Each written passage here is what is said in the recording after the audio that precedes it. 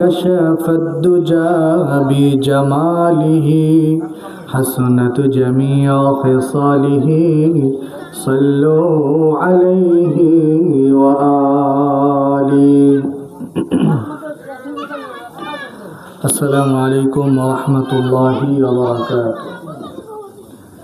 মহান আল্লাহ পাক রব্বুল আলামিনের দরবারে অসংখ্য অগণিত শুকরিয়া যে আল্লাহ পাক রব্বুল আলামিন আমাদেরকে দুনিয়ার সমস্ত রকম ফিতনা ফাসাদ আপদ বিপদ বালা মুসিবত থেকে হেফাজত করে মহান রব্বে করিমের সবচেয়ে প্রিয় জায়গা ঈদগাহ মাঠে ঈদের নামাজের পূর্বক্ষণে আমাদেরকে আসার তৌফিক দান করেছেন। সেজন্য দয়াময় আল্লাহর দরবারে প্রাণ ভরে মন খুলে কণ্ঠকে ছেড়ে দিয়ে শুকরিয়া আদায় করি, সবাই পড়ি আলহামদুলিল্লাহ। মুহতারাম হাজিরিন, বিগত জুমাগুলোতে আপনারা বিভিন্ন জায়গায় বিভিন্ন মসজিদে আলোচনা শুনেছেন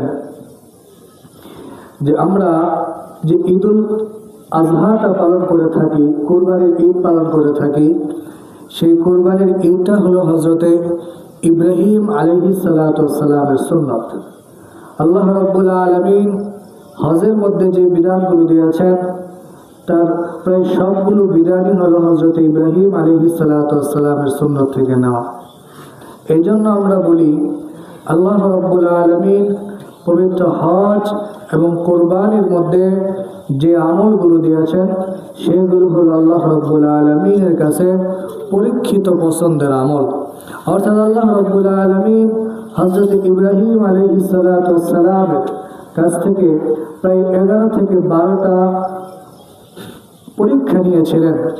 আর সেই পরীক্ষাগুলোর মধ্যে হযরত ইব্রাহিম আলাইহিস সালাতু ওয়াস সালামের সবচেয়ে উল্লেখযোগ্য, সবচেয়ে গ্রহণযোগ্য এবং আল্লাহ রাব্বুল আলামিনের কাছে সবচেয়ে পছন্দনীয় পরীক্ষা ছিল এই উদহিয়া। আমরা আলোচনা শুনেছি হযরতে হাজরা আলাইহিস সালাতু ওয়াস সালাম এবং হযরতে ইসমাঈল আলাইহিস সালাতু ওয়াস সালামকে আল্লাহ পাক রব্বুল আলামিনের আদেশে হযরত ইব্রাহিম আলাইহিস সালাতু ওয়াস সালাম এমন এক নির্জন দ্বীপে রেখে এসেছিলেন যে জায়গার মধ্যে তদানীন্তন সময় খাবার পানিরও ব্যবস্থা ছিল না, কোনো ফলমূলের গাছ ছিল না, এমনকি ছায়া নিবে এরকম কোনো গাছও সেই জায়গার মধ্যে ছিল না। হযরত ইব্রাহিম আলাইহিস সালাতু ওয়াস সালাম আল্লাহর আদেশে যখন হযরতে হাজরা এবং শিশু পুত্র ইসমাঈল আলাইহিস সালাতু ওয়াস সালামকে সেই জায়গার মধ্যে রেখে আসলেন, তখন হযরতে হাজরা আলাইহিস সালাম বারবার স্বামীকে পিছন দিয়ে ডাক দিয়ে জিজ্ঞেস করলেন যে ও স্বামী, আপনি আমাদেরকে কেমন জায়গার মধ্যে রেখে যাইতেছেন যে জায়গার মধ্যে কোনো খাবার পানি পর্যন্ত নাই, এরকম একটা 8 মাসের বাচ্চা নিয়ে এই জায়গার মধ্যে আমি কিভাবে থাকবো?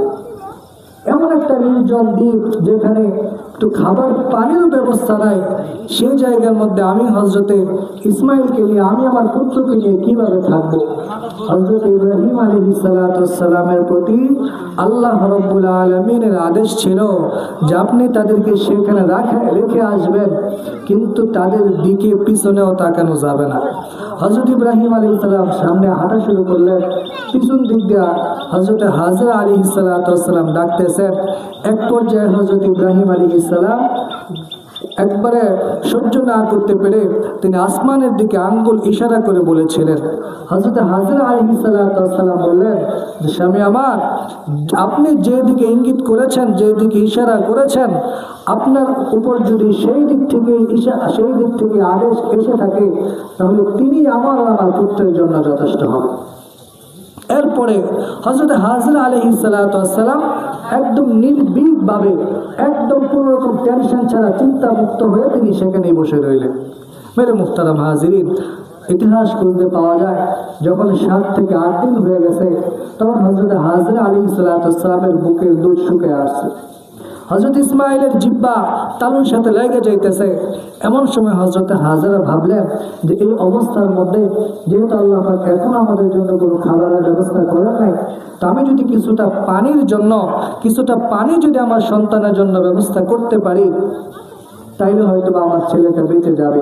এই জন্য হজরত হাজরা আলাইহিসসালাম হজরত ইসমাইলকে একটা জায়গার মধ্যে রেখে তিনি দৌড়াদৌড়ি শুরু করলেন। একবার এই দিকে যায়, দূরে যখন মরুভূমির বালু চিকচিক করে, তখন হজরত হাজরা মনে করেন যে ওই যে দূরে বুঝি পানি দেখা যায়, তো টাইম দেওয়ার জন্য দেখলে তো বলে কত রাস্তা। হ্যাঁ জি, সম্মানিত এলাকাবাসী, আমরা 8:30টার মধ্যে এই নামাজ পড়ার চেষ্টা করবো, যেহেতু দিনের অবস্থা ভালো না। সেজন্য আমরা আশপাশে যারা আছে মেহরবানি করে সবাই আমাদের প্রিয় মাঠে চলে আসি। তো হজরত আলাইহিসসালাম দৌড়াদৌড়ি শুরু করলেন। একবার এইদিকে দৌড়ায় যায়, দূরে যখন বালু চিকচিক করতে দেখে, তখন তিনি মনে করেন যে ওই যে পানি বুঝি পাওয়া গেছে। তো আবার তিনি ওইদিকে দৌড়ায় যায়। ওইদিকে যাইতে যাইতে যখন হয়রান হয়ে যায়, তখন এদিকে তাকায় দেখে আবার মরু চিকচিক করতেছে। তিনি মনে করেন এই যে বুঝি পানির ব্যবস্থা হয়েছে। তো এরকম করে তিনি 7 বার দৌড়াদৌড়ি করলেন। মেরে মুহতারাম হাজিরিন, এরপরে হযরত হাজরা আলাইহিসসালাম একদম নির্বিকার হয়ে, একদম হয়রান হয়ে যখন হযরত ইসমাইল আলাইহিস সালামের কাছে ছুটে আসলেন, পানির কোনো ব্যবস্থা না করতে পেরে, তখন তিনি আয়েশা দেখলেন যে হযরত ইসমাইল আলাইহিস সালামের পানির পিপাসার পা ছটফটানিতে পায়ের বাড়ি লেগে এখান থেকে নহর জারি হয়ে গেছে। আর ওই সময়, এখন বর্তমানে জমজমের পানির মধ্যে কোনো স্বাদ পাওয়া যায় না বলতে মিষ্ট পানি, কিন্তু তেমন কোনো স্বাদ নাই। কিন্তু হযরত ইসমাইল আলাইহিস সালামের জমানায়, এমনকি আগের যুগে, এই জমজমের কূপ থেকে সুমিষ্ট পানি বের হইতো। এই পানিটা মধুর মতো মিষ্টি লাগতো, শরবতের মতো মিষ্টি লাগতো। মেরে মুহতারাম, তারপরে হযরত হাজরা আলাইহিস সালাম এই পায়ের চারদিক দিয়া, হযরত ইসমাইলের পায়ের চারদিক দিয়া তিনি বাদ দিয়া দিলেন। হাদিসের মধ্যে রাসূল সাল্লাল্লাহু আলাইহি ওয়াসাল্লাম বলেন যে ওই সময় আল্লাহ পাকের ইশারায় হযরত হাজরা আলাইহিস সালাম যদি এই বাঁধটা না দিত, তাহলে এই জমজমের পানি দিয়া পুরো পৃথিবী প্লাবিত হয়ে যেত। এইরকম পানির নহর জারি হইল। মেরে মুহতারাম হাজির, তারপরে হযরত ইব্রাহিম ইসমাইল আলাইহিস সালাম সেখানে বাড়তে শুরু করলেন, বড় হইতে শুরু করলেন। তো একটা পর্যায়ে দেখা গেল যে আরব থেকে সিরিয়া যায় মানুষ ব্যবসা করার জন্য। আরব থেকে সিরিয়া যায় অনেক বড় বড় ব্যবসায়ী, অনেক ধনী ব্যবসায়ীরা আরব থেকে এই সিরিয়া যায়। তো এই জায়গার মধ্যে এসে ফিলিস্তিন থেকে সিরিয়া যায়। তো এখানে এক বিরাট ধনী বাদশাহ যখন আয়েশা দেখলো যে এই জায়গাটা একদম রাস্তার সাথে, মোটামুটি জায়গা অবরাট করা লাগবে না, সুন্দর একটা প্লেস আছে, তখন এই জায়গার মধ্যে সে তার ওই বাদশাকে নিয়ে আয়েশা এখানে বসবাস স্থাপন করলো। মেরে মুহতারাম হাজিরিন, এইভাবেই আরবের মধ্যে বসতি স্থাপন শুরু হয়।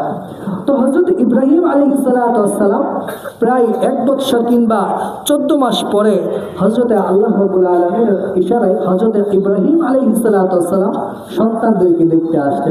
সন্তানদেরকে দেখতে আইসা হযরত ইব্রাহিম দেখেন যে আরে বাবা, এমন এক মরুভূমির মধ্যে রেখে গেছিলাম যেখানে পানির ব্যবস্থা ছিল না, সেই জায়গার মধ্যে আজকে ফুলে ফলে বাগান হয়ে গেছে। কই আসলাম, কই রেখে গেলাম। মেরে মুহতারাম, তারপরে হযরত ইব্রাহিম আলাইহিস সালাম কন্টিনিউ সেখানে আসতে শুরু করলেন। আল্লাহ রাব্বুল আলামিন এর পরের ঘটনা পবিত্র কোরআনে হাকিমের সূরা সাফফাতের 101 নম্বর আয়াতে বর্ণনা করতেছেন। ফাবাশশারনাহু বিগুলামিন হালিম। গত সপ্তাহে আলোচনা শুনেছেন ইব্রাহিম আলাইহিস সালাম আল্লাহ রাব্বুল আলামিনের কাছে একটা নেক সন্তানের জন্য দোয়া করতেন। আমি বলছিলাম আপনাদেরকে যে প্রথমে বিবাহ করতে হবে, তারপরে নেক সন্তানের জন্য দোয়া করতে হবে। বলছিলাম, মনে আছে মনে হয় আপনাদের ইনশাআল্লাহ? জি। তো আল্লাহ রাব্বুল আলামিন বলেন যে ইব্রাহিম আলাইহিস সালাম প্রচন্ড কান্নাকাটি করলো আমার কাছে, আমি তাকে একটা নেক পুত্র সন্তানের সুসংবাদ দিলাম। ফালাম্মা বালাগা মাহু সায়া ক্বালা ইয়া বুনাইয়া ইন্নী আরা ফিল মানামি আন্নী আযবাহুকা ফানজুর মাযা তারা। হযরত ইব্রাহিমের পুত্র যখন হাঁটা চলা করার উপযোগী বয়সে পৌঁছল, তখন ইব্রাহিম আলাইহিস সালাম তার পুত্রকে ডেকে বললেন, ইয়া বুনাইয়া, হে আমার সন্তান, ইন্নী আরা ফিল মানামি আন্নী আযবাহুকা ফানজুর মাযা তারা। আমি স্বপ্নে দেখলাম আমি তোমাকে জবাই করতেছি। দেখেন হযরত ইব্রাহিম আলাইহিস সালাম যখন এই স্বপ্নটা দেখলেন যে তুমি তোমার প্রিয় জিনিসটাকে কুরবানি করো, এরপরের দিন তিনি 100 উট কুরবানি করলেন। এই 100 উট কুরবানি করার পরেও তিনি একই স্বপ্ন আবার দেখলেন।